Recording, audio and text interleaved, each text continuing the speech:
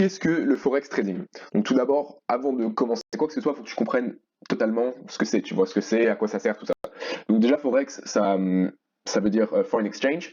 Donc en gros, c'est les monnaies. C'est les monnaies. Donc en fait, tu vas trader des monnaies. Tu vas échanger une monnaie pour une autre, d'accord? Comme tu pourrais trader des voitures, d'accord? Tu prends une voiture, tu l'échanges, machin. Bah là, ça va être la même chose avec des monnaies.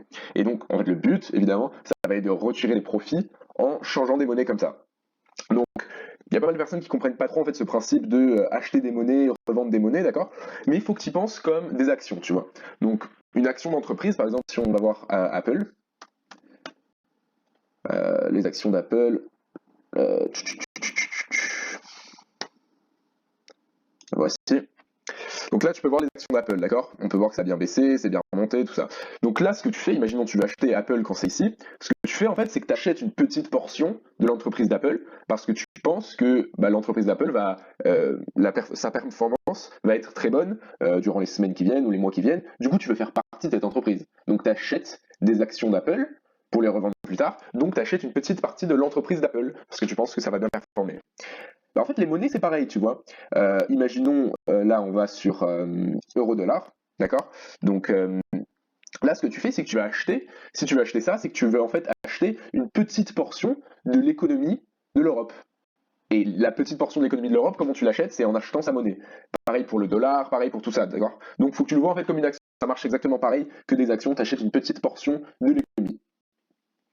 Donc ensuite, il faut savoir que donc, dans le forex, comment ça marche, c'est que, comme tu as vu, donc les actions, c'est que tu as une entreprise et basta.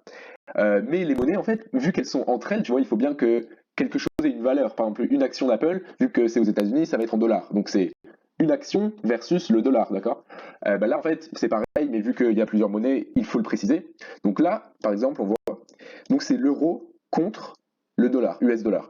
Je te montrerai tous les codes pour que tu comprennes bien. Et voilà, là, tu peux tous les voir, tu vois. Enfin, ça, c'est ce que j'ai sélectionné pour mes trades personnels. Mais donc là, c'est Great Britain Pound, d'accord, British Pound, donc c'est la livre sterling, contre le dollar australien, Australian dollar. Okay, donc tout, évidemment, c'est des mots en anglais, comme je te disais.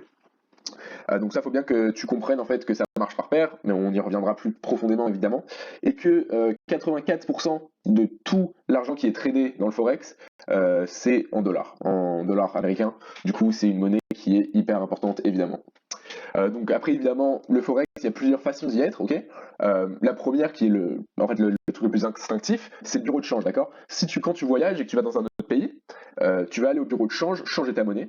Là en fait ce que tu fais, tu es en train de trader le forex. C'est ce que tu es en train de faire, tu vois. Évidemment tu vas pas le faire intelligemment parce que en fait, tu es contraint parce que tu es en train de voyager, donc tu es obligé de changer de l'argent.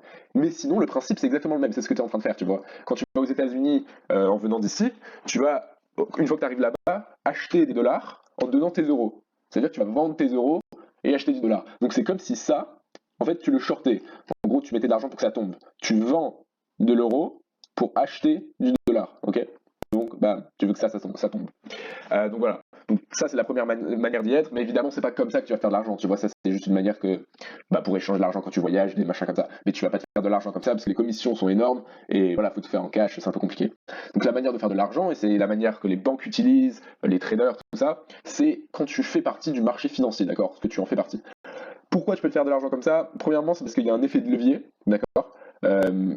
Donc en anglais, ça s'appelle leverage, Leverage, d'accord? Au moins tu le sais, leverage. Donc ça, c'est en fait ton argent, il est multiplié en quelque sorte. Donc tu peux trader avec plus d'argent que tu n'as. Parce que comme tu sais, les monnaies, voilà, si ça passe, imaginons là de 1,11 à 1,12, bon, super, tu t'as fait 1 centime, tu vois.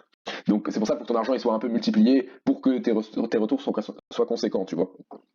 Donc ça c'est la première raison. Et puis la deuxième, c'est parce qu'on a accès à plein d'informations, de graphiques, tout ça, et c'est instantané. Tu as juste à cliquer sur ton téléphone ou